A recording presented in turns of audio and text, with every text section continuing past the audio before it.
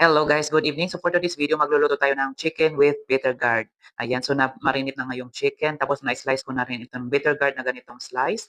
At meron din tayong sibuyas, ayan, ganun na-slice ko na rin. At meron tayong black fermented beans. At na-prepare ko na rin itong garlic. Ayan, so ready na lahat ng kasangkapan natin. So ready na natin, lagyan natin itong oil. Tapos lagyan natin yung sibuyas muna. Tapos pag okay na yan, lalagay din natin ang garlic. Ayan. Tapos mikos-mikos lang natin. Pag okay na, ilagay natin itong chicken na na-marinate sa oyster sauce at sa soya sauce.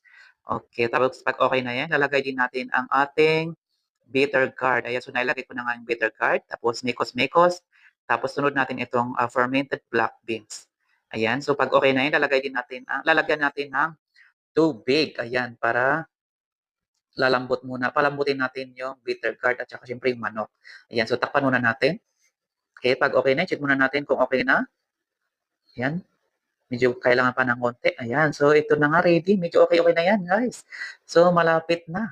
Ayan. So, okay na yan, guys. So, ito na nga siya. Ayan. Ito na yung finished product ng chicken with bitter gourd. So, ayan na. Simple yet satisfying dinner again for today's video. So, thank you so much for watching.